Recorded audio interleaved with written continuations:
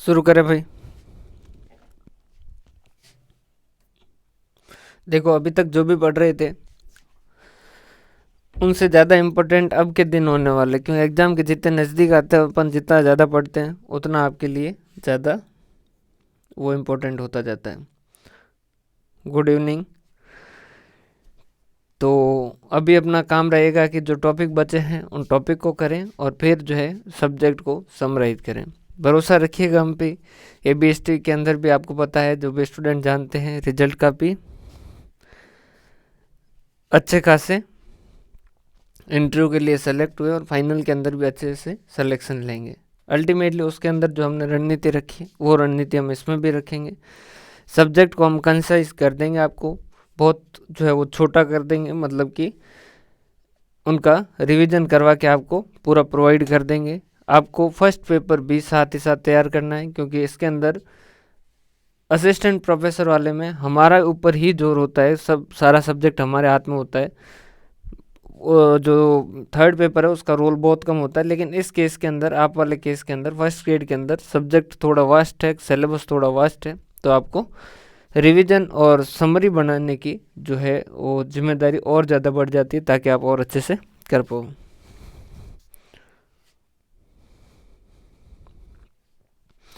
सब पेपर 1 के अंदर जितना हो एक एक बार जो है वो सारों का गो थ्रू करके, फिर जो भी समरी नोट्स अवेलेबल हो, जो आपको लगता है कि ये ठीक है, उनके अंदर सही से लिख रखे, नहीं हो तो फिर किताब के अंदर हाईलाइट कर दें, क्योंकि उसका समरी बनाना तो पॉसिबल होगा नहीं अगर कोई अच्छे समरी नोट्स है। और ध्यान रखिएगा, एग्ज़ाम तक कोई भी बुक अगर मिलती है तो उसके अंदर कंजूसी नहीं करें, ये आपकी समझदारी होगी कि अगर कोई अच्छी बुक है तो उसमें इन्वेस्टमेंट कर दीजिएगा, कोई फ़र्क नहीं पड़ेगा। आपका टोटल मिला के चाहे कितना भी अच्छे से अच्छी जो बुक वगैरह खर्चा करोगे, फुल खर्चा करोगे, तो भी 20-30 हज़ार से बाहर नहीं जाना है खर्चा। ठीक है, तो कोई बुक मिलती हो अगर फर्स्ट पेपर के लिए अच्छी समरी टाइप की, तो उस बुक को कीजिएगा। अगर नहीं मिल रही है, नहीं होती है, तो उस केस के अंदर अंडरलाइन करके चलिएगा।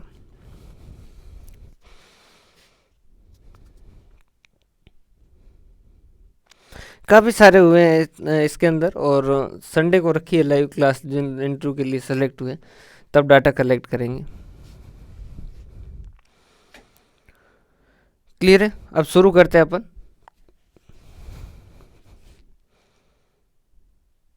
शुरू करें। देखो, introduction of cost and management accounting कहते हैं, या इंट्रोडक्शन ऑफ कॉस्ट अकाउंटिंग। पहले अपन ये जो है कॉस्ट अकाउंटिंग है क्या, इसके बारे में जानते हैं। फिर उसके बाद में अपने सिलेबस के अंदर एक तो कॉस्ट अकाउंटिंग का इंट्रोडक्शन और element of cost, material, labour और ओवरहेड, जिसमें से मटेरियल वाला जो टॉपिक है वो पूरा का पूरा मैनेजमेंट ऑफ वर्किंग कैपिटल के अंदर इन्वेंट्री मैनेजमेंट है, वो सेम टू सेम है, उसके अंदर कोई भी चेंज नहीं है, वो सेम ही यहाँ पर अपन अपने बनता है। अब अपने यहाँ पर इंट्रोडक्शन ऑफ कॉस्ट अकाउंटिंग जो है, ये ABST के अंदर भी सेम चैप्टर था और वहाँ पर भी हमने इसको करवाया था, लेकिन ये क्लास नहीं लेने का कारण ये कि वहाँ पर हमने जब करवाया था तब हम उससे पहले उसका पूरा कॉस्ट अकाउंटिंग का सिलेबस पढ़ाए थे, मतलब मार्जिनल कॉस्टिंग भी पढ़ाए थे, एब्जॉर्प्शन कॉस्टिंग भी पढ़ाए थे, स्टैंडर्ड कॉस्टिंग भी पढ़ाए थे, सब कुछ पढ़ा के लास्ट में वो चैप्टर किया। तो वहाँ पर उनकी अंडरस्टैंडिंग के लिए सिर्फ इतना बताना ही था कि भाई वहाँ पर वो अपन ने पढ़ा, वहाँ पर वो अपन ने पढ़ा, वो सारी चीज़ें, तो वो क्लास एक क्लास के अंदर ही खत्म हो गया। लेकिन यहाँ पर अपन ने पढ़ नहीं रखा है, तो अपने को थोड़ा सा इसको क्या करना पड़ेगा, एलोबरेट करना पड़ेगा।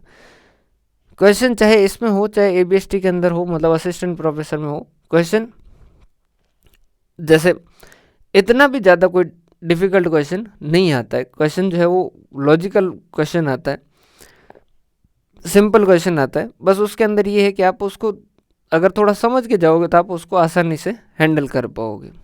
क्लियर है? यहाँ भी ABST के अंदर भी हमने स्टूडेंट को शुरू से ही कहा था, बहुत सारे स्टूडेंट ने एक अप्रोच बना दी थी कि जो भी क्वेश्चन मिले वो ज़्यादा से ज़्यादा क्वेश्चन लगा दो, बस क्वेश्चन ही क्वेश्चन कर रहे थे। हम कह रहे थे कि उससे अच्छा है कि आप कॉन्सेप्ट पे ध्यान दीजिएगा, क्योंकि कोई भरोसा नहीं पेपर किसी भी तरीके का आएगा। क्वेश्चन अगर सिर्फ क्वेश्चन के भरोसे जाए तो फिर वो रटने वाला तरीका होता है, वैसे क्वेश्चन आए तब तो फिर वो कर लेता है, सेम क्वेश्चन आए तो। लेकिन थोड़ा सा क्वेश्चन चेंज आ जाए तो उस केस के अंदर वो क्वेश्चन को अटेम्प्ट नहीं कर पाता। इससे अच्छा है कि आप कॉन्सेप्ट समझ के जो है स्टडी कीजिए, ताकि आप कैसा भी क्वेश्चन आए आप उसको डील कर पाओ। क्लियर? और एग्जाम के अंदर ध्यान रखिएगा, 100 क्वेश्चन में से 10 क्वेश्चन ऐसे हैं जो किसी को नहीं आते, कुछ लोग उन 10 क्वेश्चन के कारण पैनिक हो जाते हैं, कुछ लोग जो है उन 10 क्वेश्चन को छोड़ देते हैं कि ठीक है कोई बात नहीं, बाकी 140 आ रहे हैं। आप हमेशा पॉजिटिव साइड देखिए कि इतने क्वेश्चन आ रहे हैं।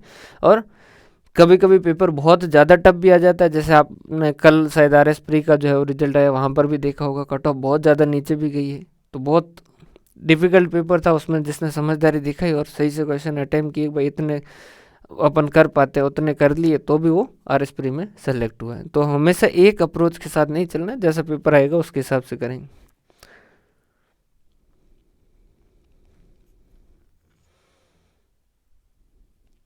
अब बिल्कुल अब 100% करेंगे। अब पूरी तरीके से मैं जो है वो पूरी तरीके से इस पे ध्यान दूंगा, पूरा 100% अपना दूंगा ना, उसकी चिंता मत कीजिएगा।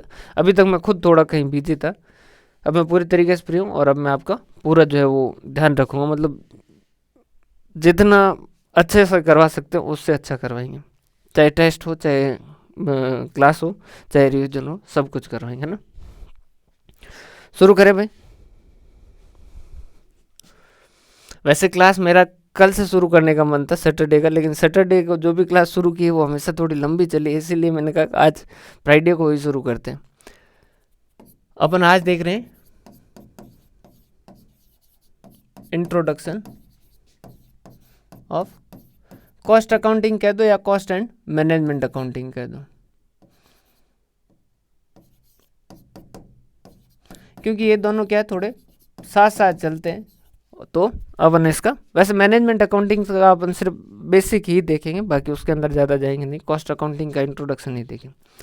देखो एक क्वेश्चन ABST वाला जो असिस्टेंट प्रोफेसर का एग्जाम है, ये 2014 वाला, उसके अंदर एक क्वेश्चन पूछा गया, बहुत सिंपल सा क्वेश्चन कि कॉस्ट अकाउंटिंग का मेन पर्पज क्या है। क्वेश्चन क्या था कि कॉस्ट अकाउंटिंग का मेन पर्पज क्या है, what is the main purpose of cost accounting, to calculate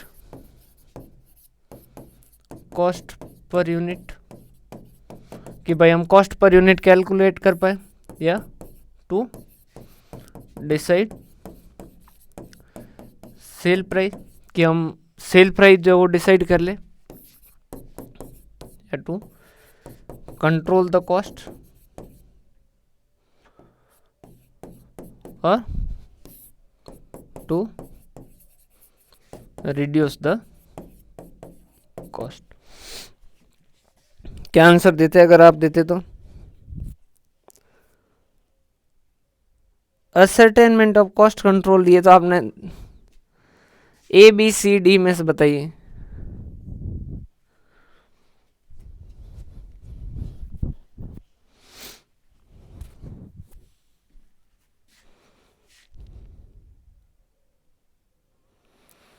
A and C। देखो ये क्वेश्चन है अपने सामने कि भाई कॉस्ट अकाउंटिंग का मेन पर्पज क्या है, क्लियर है। अभी आप कह रहे हो टू कंट्रोल द कॉस्ट, और या फिर एक आ रहा answer to calculate cost per unit. हम कॉस्ट अकाउंटिंग पढ़ेंगे क्यों, जो हमारा मेन पर्पज होगा वो सबसे पहला पर्पज क्या होगा भाई। देखो इस पेन को बनाने में 7 रुपये लगते हैं, अगर मुझे ये पता होगा कि इस पेन को बनाने में 7 रुपये लगते हैं, तब मैं क्या करूँगा, कोशिश करूँगा कि 7 से 8 ना हो, मतलब मैं इसको कंट्रोल करने की कोशिश करूँगा। जब मुझे पता होगा कि इस पेन को बनाने में 7 रुपये लगते हैं, तब मैं कोशिश करूँगा कि इसको 7 से 6 पे लेके आऊँ, 5 पे लेके आऊँ, ठीक है। जब मुझे पता होगा कि इस पेन को बनाने में 7 रुपये लगते हैं, तब मैं क्या डिसाइड कर पाऊँगा कि मैं इसे 10 के अंदर बेचूँ। समझ आ रही बात? तो अगर पहला पर्पज या प्राइम पर्पज या मेन पर्पज कहें कि हम कॉस्ट को क्यों पता करते हैं, कॉस्ट अकाउंटिंग क्यों पढ़ते हैं, तो मेन कारण है कि हम हमारे प्रोडक्ट चाहे कोई भी हो सकता है, चाहे ये हो चाहे सर्विस हो, मतलब पेन हो सकता है चाहे सर्विस हो सकता है। मतलब जैसे हम आपको पढ़ा रहे हैं, ये एक तरीके की सर्विस दे रहे हैं, तो इसकी भी कॉस्ट लगती है। तो कॉस्ट जो है वो प्रोडक्ट की भी हो सकती है या सर्विस की हो सकती है। हम कॉस्ट अकाउंटिंग पढ़ते हैं तो उसका मेन कारण क्या है कि हम कॉस्ट कैलकुलेट कर पाए। अब कॉस्ट कंट्रोल क्या है और कॉस्ट रिडक्शन क्या है? तो कॉस्ट कंट्रोल क्या है कि भाई इस पेन को बनाने में मेरे को पता चल गया, मैंने कैलकुलेट किया कि मुझे इस पेन को बनाने में 7 रुपये लगते हैं। ये जब पता कर पाऊंगा ना, जब मुझे ये पता चलेगा कि इसको बनाने में 7 रुपये लगते हैं, तब मैं क्या कर पाऊंगा? कॉस्ट कंट्रोल, और तभी मैं क्या कर पाऊंगा?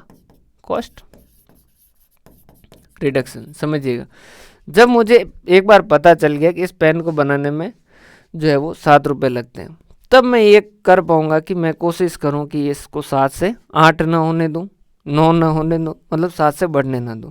और ये तो क्या हो गया? कॉस्ट कंट्रोल की जो है उससे ज़्यादा ना हो। और तब मैं कोशिश करूंगा कि यार ये 7 में पेन बन रही, कुछ ऐसा अल्टरनेटिव तरीका हो कि भाई इसके अंदर लगने वाला मेटेरियल जैसे प्लास्टिक है, क्वालिटी देखो। कॉस्ट कंट्रोल और कॉस्ट रिडक्शन का मतलब ये नहीं कि क्वालिटी गिरा दे कि भाई ये वाला प्लास्टिक है, इससे बेकार क्वालिटी का प्लास्टिक ले आए और फिर कॉस्ट कम कर दें या फिर कॉस्ट कंट्रोल कर दें। नहीं, क्वालिटी, कॉस्ट कंट्रोल और कॉस्ट रिडक्शन किसके साथ होते हैं? क्वालिटी मेंटेन करने। अभी सिर्फ वर्ड देख रहे हैं, बाकी इसके बारे में बात करेंगे, कॉस्ट कंट्रोल कॉस्ट रिडक्शन।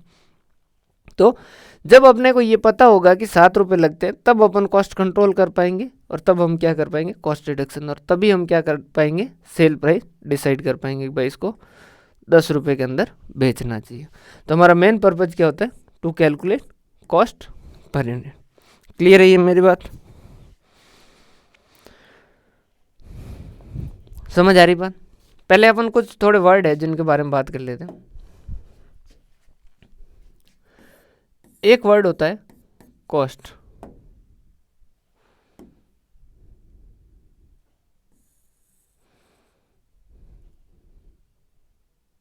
एक वर्ड है कॉस्ट, एक वर्ड है कॉस्टिंग, एक वर्ड है कॉस्ट अकाउंटिंग, और एक है कॉस्ट अकाउंटेंसी।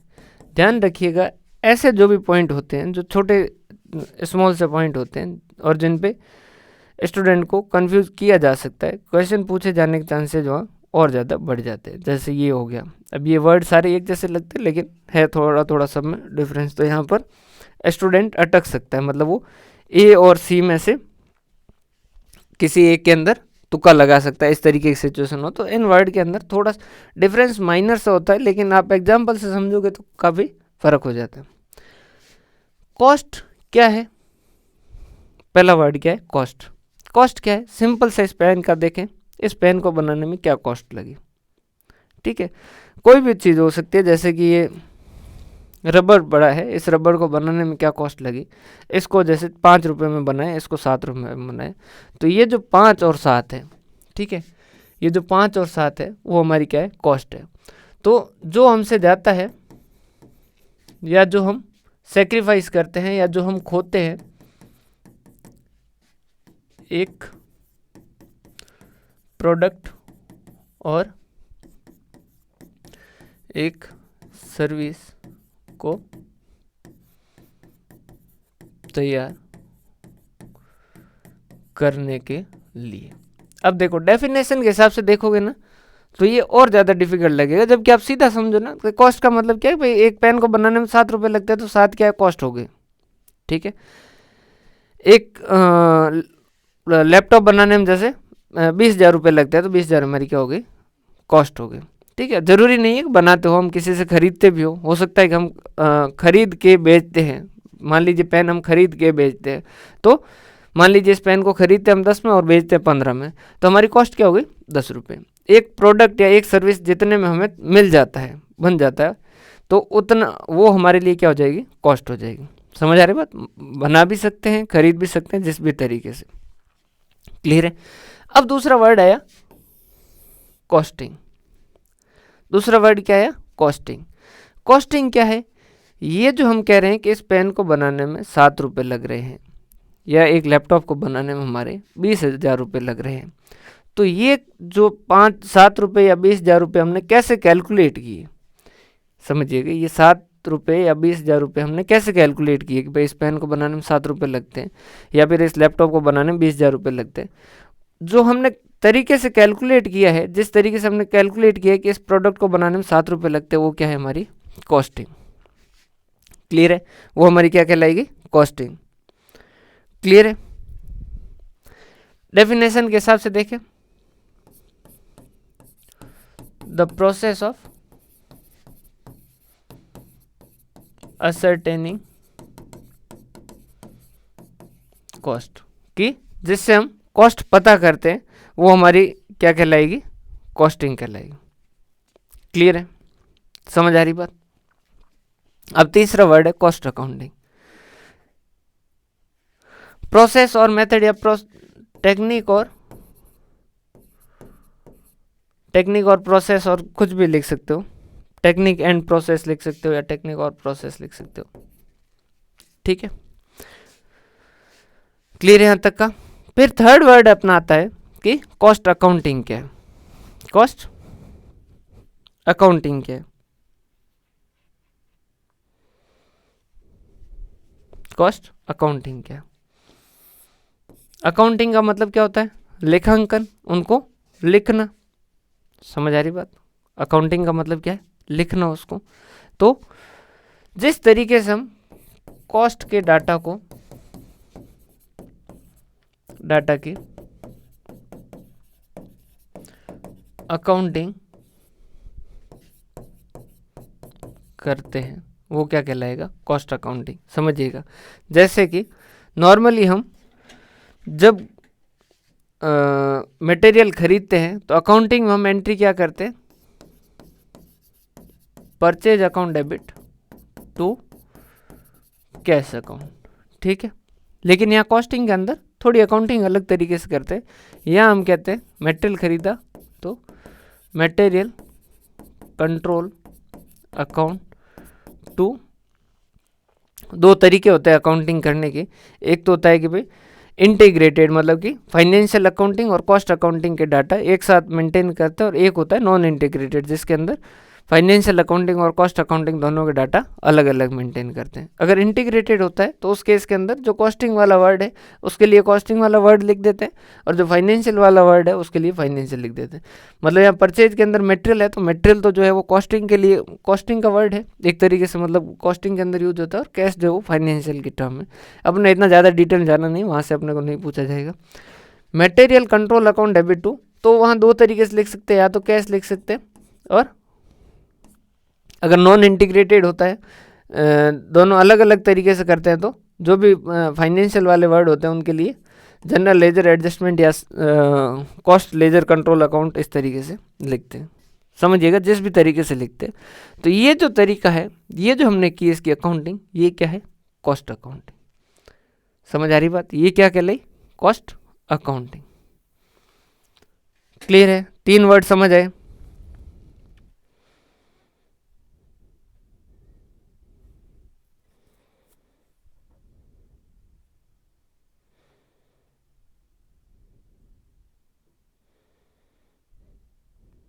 क्लियर है।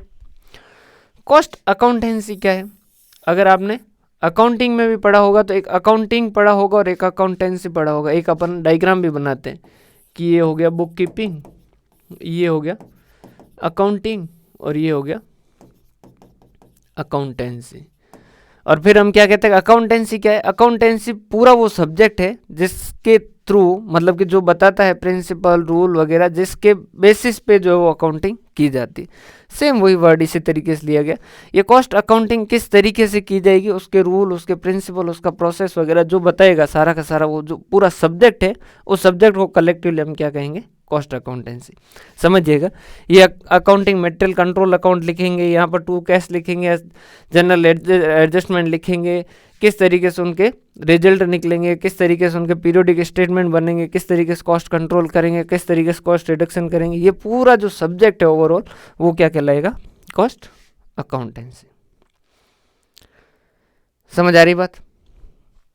एक बार वापस देख लीजिए, कॉस्ट का मतलब क्या है, सीधा कि भाई एक प्रोडक्ट या एक सर्विस को बनाने के लिए कितना रुपया लगता है, कितना खर्चा आता है हमारा, कितना चीज़ों को सेक्रीफाइस करते हैं तब हमें ये प्रोडक्ट और सर्विस मिल जाता है, वो हमारे लिए क्या है, कॉस्ट है। क्लियर। दूसरा है कॉस्टिंग, कि ये जो 7 रुपये 50 रुपये 50,000 रुपये जो हम कैलकुलेट करते हैं वो किस के जरिए कैलकुलेट करते हैं, वो टेक्निक हमारी क्या कहलाएगी, कॉस्टिंग कहलाएगी। क्लियर है। उसके बाद में कॉस्ट अकाउंटिंग, कॉस्ट के डाटा की अकाउंटिंग करना, कॉस्ट के डाटा की अकाउंटिंग करना। कॉस्ट अकाउंटिंग क्यों करते हैं? ताकि हमारे ट्रांजैक्शन कॉस्टिंग के जो भी डाटा है वो रिकॉर्ड हो जाए और हमारे जो पीरियोडिक स्टेटमेंट है वो हमें मिल जाए, जो भी हमारे लिए ज़रूरी है वो हमें मिल जाए। और कॉस्ट अकाउंटेंसी क्या है? वो पूरा ओवरऑल सब्जेक्ट जो इसके रूल प्रिंसिपल वगैरह बताता है, जो कॉस्ट कंट्रोल के बारे में, कॉस्ट रिडक्शन के बारे में वगैरह वगैरह सारा कुछ बताता है।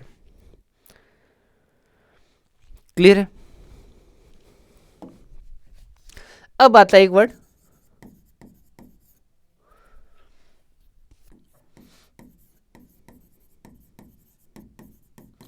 Management accounting. इसके बारे में अपन ने शायद बात की भी थी एक कोई क्लास के अंदर।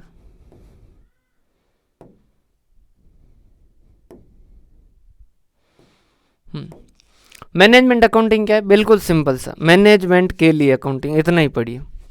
मैनेजमेंट अकाउंटिंग क्या है? मैनेजमेंट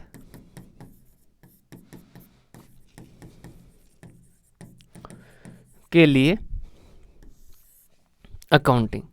मैनेजमेंट जो है, मैनेजर है, उनको बहुत सारी इन्फॉर्मेशन चाहिए होती है और उन इन्फॉर्मेशन की नीड को पूरा करने के लिए अपन क्या करते हैं, उनको डाटा प्रोवाइड करने के लिए कुछ अकाउंटिंग करते हैं किसी तरीके से। जैसे उसको कोई रिपोर्ट चाहिए तो वो रिपोर्ट उसको ला के देते हैं, तो क्या है? Management accounting.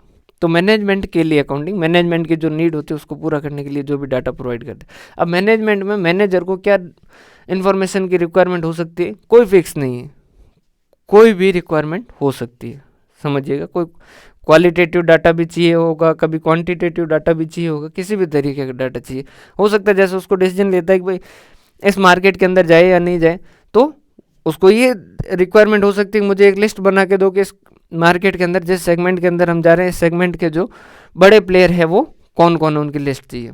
तो वो एक लिस्ट बना के दी, वो क्या है? मैनेजमेंट की रिक्वायरमेंट थी, और वो मैनेजमेंट की रिक्वायरमेंट हमने पूरी की, वो क्या है? Management accounting. मैनेजमेंट के लिए अकाउंटिंग, मैनेजमेंट को रिलेवेंट इंफॉर्मेशन प्रोवाइड करवाना क्या है? Management accounting. क्लियर है?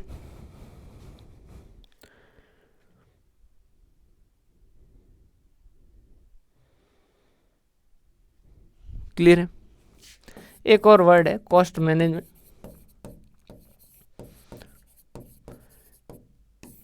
सिंपल सी बात है कि कॉस्ट का मैनेज करना, कि भाई अपन किस तरीके से इसको सही रख सके।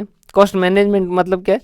कि भाई कॉस्ट कितनी लग रही है और इसको कंट्रोल कैसे करें, इसको रिड्यूस कैसे करें, और इसके अंदर और अपन बेहतर किस तरीके से करें, वो क्या है? Cost management.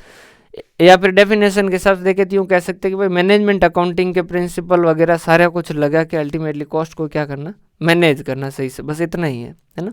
ये इतना ज़्यादा इंपॉर्टेंट वर्ड नहीं, वर्ड इंपॉर्टेंट ज़्यादा, ये दो वर्ड इंपॉर्टेंट है, कॉस्ट कंट्रोल और कॉस्ट रिडक्शन। कॉस्ट कंट्रोल का मतलब क्या है? देखिए सीधा सिंपल सा मतलब, ज़्यादा डेफिनेशन मत जाइएगा, अभी सिर्फ और सिर्फ इसको इतना ही समझिए। कॉस्ट कंट्रोल का मतलब क्या है? कि भाई हमें एक पेन को बनाने में 7 रुपये लग रहे हैं, ये 7 रुपये से 8 रुपये ना हो जाए, उसके लिए हम कुछ प्रयास करेंगे। अब 7 रुपये से 8 रुपये क्यों हो सकते हैं? हो सकता है हमारा वेस्टेज बढ़ जाए, हो सकता है हमारे लेबर आइडल बैठ जाए, लेबर आइडल को हो सकता है कि वो आए और पावर कट हो गया, ठीक है, या फिर कुछ जो है वो आए और मशीनों की सर्विस करने वाले आ गए और वो मशीनों की सर्विस शुरू कर दी और लेबर सारे साइड में बैठे हैं। अब लेबर का किराया लग रहा है, प्रोडक्शन हो नहीं रहा है, तो वो क्या हो जाएगी? हमारी कॉस्ट बढ़ जाएगी। या फिर हो सकता है कि हमारी मशीन जो है वो थोड़ी ख़राब हो गई और उसने मटेरियल को ज़्यादा वेस्टेज कर दिया, तो हमारी क्या हो गई? कॉस्ट बढ़ गई। अब ये सारे को रोकना चाहेंगे हम कि भाई ये एक स्टैंडर्ड तरीके से, सही तरीके से ये पेन 7 रुपये में बन जानी चाहिए। देखो कुछ तो नॉर्मल होता है, समझिएगा कि भाई एक लेबर अपने पास 8 घंटे रहता है, तो मान लीजिए 45 मिनट उसका नॉर्मल लॉस होता है। नॉर्मल लॉस मतलब कि भाई 30 मिनट खाना खाएगा इंसान है, ठीक है, 15 मिनट चाय पिएगा, 45 मिनट तक वो काम नहीं करे तो हम उसके ऊपर ज़्यादा उसकी चिंता नहीं करते 45 मिनट तक की, वो नॉर्मल लॉस है। ऐसा नहीं कि सिर्फ अपनी जो दुकान वाले हैं या अपनी इंडस्ट्री के अंदर या अपनी फैक्ट्री वाले ही ऐसा कर रहे हैं, नहीं, ये पूरे इंडस्ट्री में हो रहे, सबके साथ ही हो रहे। जो हमारे पास वाला जो दुकान वाला है, पास वाला जो इंडस्ट्री वाला, उसका भी लेबर जो है वो 45 मिनट लगभग काम नहीं करता। लेकिन अगर हमारे लेबर जो है वो 2 घंटे काम नहीं कर रहे हैं, समझ आ रही बात, तो ये जो एक्स्ट्रा 1 घंटे 15 मिनट उसने काम नहीं किया और जिसके हम खर्चा जो है उसका वहन कर रहे हैं, तो इसके कारण क्या हो रही है, हमारी कॉस्ट लग रही है लेकिन प्रोडक्शन नहीं हो रहा है। तो अल्टीमेटली क्या होगा, एक स्टैंडर्ड तरीके से जो पेन 7 रुपये में बननी चाहिए थी वो 7.5 में 8 में बनेगी। हम इसको क्या करना चाहेंगे, रोकना चाहेंगे। तो हम जो हमारे नॉर्मल लॉस से ज़्यादा वाले लॉस हैं उनको कंट्रोल करने के लिए प्रयास करेंगे और हम चाहेंगे कि एक पेन जो स्टैंडर्ड 7 रुपये में बन जानी चाहिए वो 7 रुपये में बने, 7 से 8 ना हो जाए, 9 ना हो जाए, उसके लिए हम प्रयास करेंगे। अलग अलग तरीके के प्रयास हो सकते हैं भाई, वेस्टेज रोकने के लिए कुछ अलग तरीके से हो, लेबर का आइडल टाइम रोकने के लिए और कुछ प्रयास हो। वो सारे प्रयास किस में आएंगे, कॉस्ट कंट्रोल में। क्लियर है।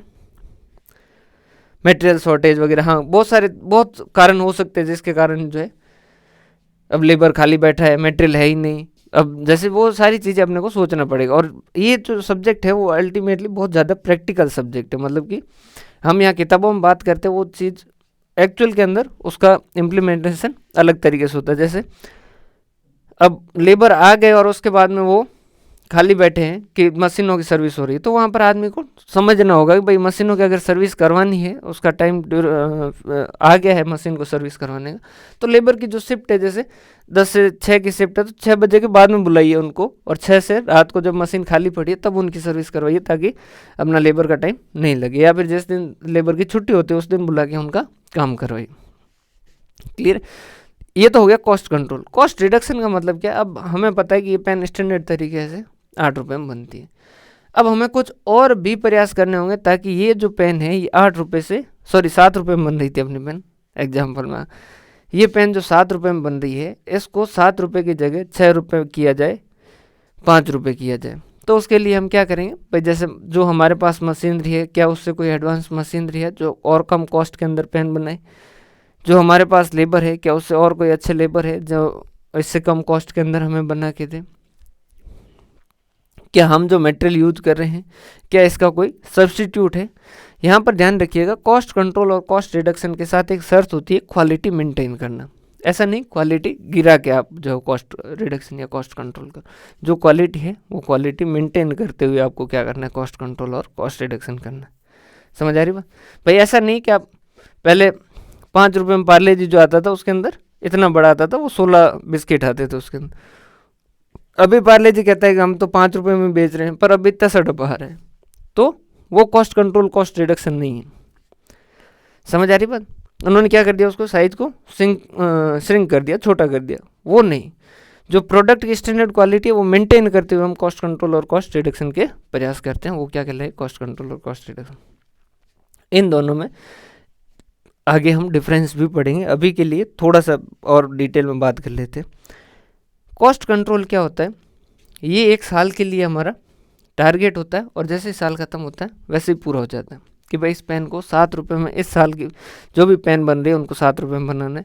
इस साल के लास्ट में जब भी पेन बने या जब भी पेन बन गई, जिस दिन पेन बन गई, अगर पेन की कॉस्ट 7 रुपये में आई, कॉस्ट कंट्रोल का हमारा लक्ष्य पूरा हो गया। समझ आ रही बात। लेकिन कॉस्ट रिडक्शन एक सतत चलने वाला है। 7 रुपये से हमने कुछ तरीके ढूंढ लिए और जिससे हमारी पेन 6.5 में बननी शुरू हो गई, तो हमारा कॉस्ट रिडक्शन रुकेगा नहीं।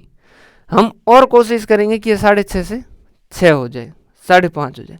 तो कॉस्ट रिडक्शन क्या होगा, सतत कंटिन्यूस चलने वाला प्रोसेस है। हालांकि इनके डिफरेंस अपन आगे बात करेंगे।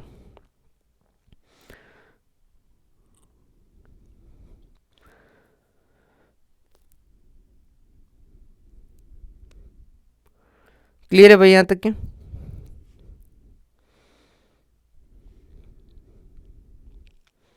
क्लियर है।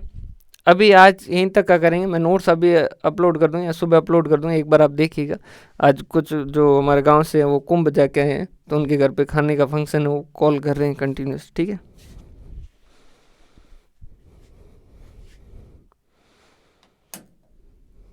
क्लियर है। कल से अपन थोड़ी क्लास का ड्यूरेशन भी बढ़ा दें। कल सैटरडे है और सैटरडे को मैं शुरू नहीं करना चाह रहा था, इसलिए मैंने ये जाना था, लेकिन मैंने आज शुरू किया क्योंकि सैटरडे को जब भी मैंने जो भी क्लास शुरू की वो बहुत लंबी चली, पता नहीं क्या कारण है, मेरा वहम है या जो भी है। ठीक है, तो यहाँ तक का है, देखिएगा, और मैं नोट्स जो है उस मॉर्निंग में अपलोड कर दूँगा, उसको देख लीजिएगा, फिर अपन इसका अभी एक बार समझने पे ध्यान दीजिएगा। मैं इनको कॉम्पैक्ट छोटा समराइज मैं करवा दूंगा, उसकी गारंटी मेरी है। सारा जो सब्जेक्ट है पूरे में जो भी है वो सारे हम कंसाइज करवा देंगे, बहुत छोटे करवा देंगे। ओके, बहुत बहुत धन्यवाद। हंसते रहे, मुस्कुराते रहे, पढ़ते रहे।